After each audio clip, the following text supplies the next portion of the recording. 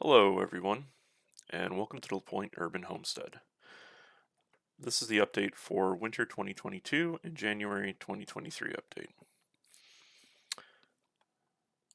So, as you're probably wondering, what we've been up to since our last video back in June, genuinely, when I finally got around to writing the script, I didn't realize that it actually had been that long since we've created a video, and almost as long since we actually posted on our social media back in November. Last year, after our last set of videos in June, frankly, life kind of got in the way. My wife and I, both got busy with other items, and the homesteading documentation project unfortunately kind of took a bit of a back burner. We still continued to try and live the homesteading lifestyle, but unfortunately for you viewers, uh, we didn't get the chance to record it and document it as much as we should have. So, without further ado, here's basically a breakdown of what's been going on in the garden since we chatted. Our finalized crop from last year was actually significantly reduced from the year prior. So by the end of it, we were actually lucky, and towards the end of harvesting season rather, to actually have a few carrots. We had some potatoes and some other vegetables, but it wasn't even remotely the same as what we had the year prior. And frankly, if your vegetables aren't doing great, well, it kind of kills the morale as far as for wanting to be vested in gardening. We also had a bunch of pests again this year. So even last year, after doing some of the recommendations and prevention, we still had local deer and the groundhog in our backyard. The groundhog actually accessed most of our beds in the backyard, and unfortunately either outright killed the plant, or if there was vegetables on the plant, basically it got eaten. And then same thing with the local deer. For those that are here within the region, very much know that they love flower gardens to begin with. So they'll pretty much eat anything green and fresh looking. And some of the plants, like our tomatoes and peppers, they just simply took the heads and stems right off. And like, one day there'd be peppers, next day you go out and the pepper's gone. So unfortunately, because of all this, it basically led us to not taking, unfortunately, as good care of the garden as we should have towards the end of the season into late fall and in early winter. We did do some weeding of the beds as much as we could. I did set down a new set of music garlic in the beds, but for those that are here within the region, you probably noticed that the weather's been very, very mild, so they basically started to sprout up, and then we had some snowstorms that just hit recently, so we'll see how they're going to make out. We also took out a temporary plot at a nearby community garden for the summer. The garden, that community plot itself, unfortunately, did require some TLCs to kind of get it fixed up. We went out many, many weekends, tried to pull weeds and as much as we could, but unfortunately, once we kind of started to neglect the local beds here in our own gardens, in our backyards, and out front, that temporary plot unfortunately fell by the wayside and didn't produce anything at all. Um, I'll probably delay doing something like that again in the future until we can plan better and get a better understanding with what we have to work with, the time commitment required to actually maintain something like that, especially if the plot wasn't well maintained to begin with. Yeah. So, anyways, with all the doom and gloom aside, a few nice things that did happen this year in relation to the garden is we still managed to get a half decent crop out of our strawberry, blueberry, and raspberry plants in front of the house, which is nice. Um, so for me, my biggest thing with having those plants out front is whenever I go out to do any type of work outside, it's always nice just basically to go over to the strawberries and blueberry bushes and basically quite literally pick a handful of berries whenever I want, and it's nice to have a little quick snack. Um, Also, this year, one of my close friends here in St. John actually gave us a couple of their garden beds that they were getting rid of. So raised garden beds. Myself and my dad basically went ahead and picked them all up. I think there's either three or four of them. And since then, we've basically cleaned them up and prepared them now for spring and added dirt and put liners in and all that. So I'm wondering and interested to see how those will actually work out this year, and see if they'll maybe with some trellises they'll actually be half decent here for some of the vine plants and stuff rather than the bigger beds that had in there. So where does that lead us for 2023? Um, a few lessons that we learned is we're only going to pick plants that seem to work best for our garden.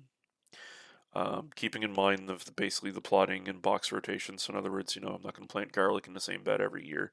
Um, Try and rotate that around. Preferably also dealing ones that require limited human intervention. So, they're easy to harvest, they're good producers. We don't need to babysit them, just basically to make, I hate to say it, less work on us, but still able to go ahead and at least commit some time to the garden. I also want to redesign the gardening and planting areas to be less animal friendly. So today, basically, my backyard's fully fenced off against larger animals, so it's great for protecting against deer. But then, basically, at the bottom of the fence, there's gaps that probably is being used by our deer, um, groundhog.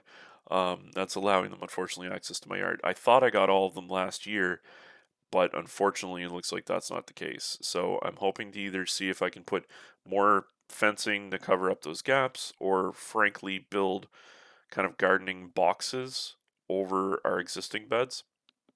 Those will obviously serve two purposes. One allows us to extend the gardening season, and obviously the latter being that it gets rid of those pests, or at least tries to get rid of those pests.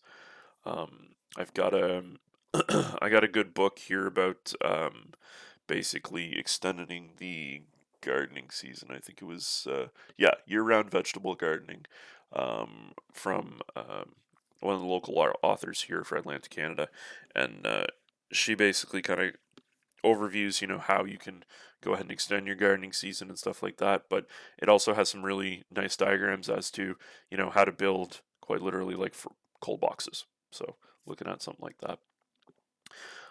Three, documenting. I want to put more time back into this project again. I did and do still very much enjoy it. Unfortunately, it kind of got to the wayside. Um, I'm hoping to take some time per week to focus on this with at least a video per month, or at least that's what I'm going to try and commit to, and try and get blog posts out at least once or twice a week, or once every 2 weeks rather. Just kind of showing what we're doing anyways here within the homestead.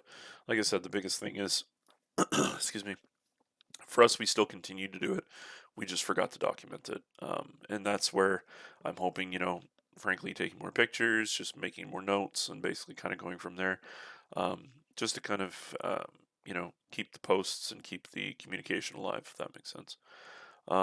Lastly, I want to get more involved in the local community if possible.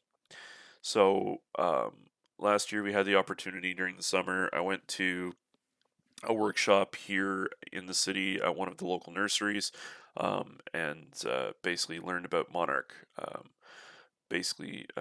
butterflies, and propagation for um, some of uh, some of the native plants and such.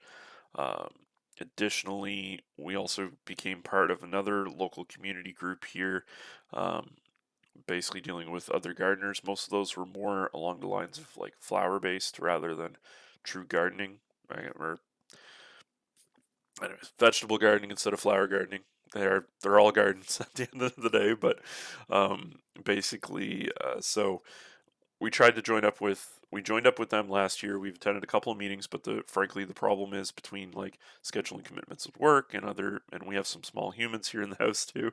We're unable to basically get involved or attend many of the meetings as much as we'd like.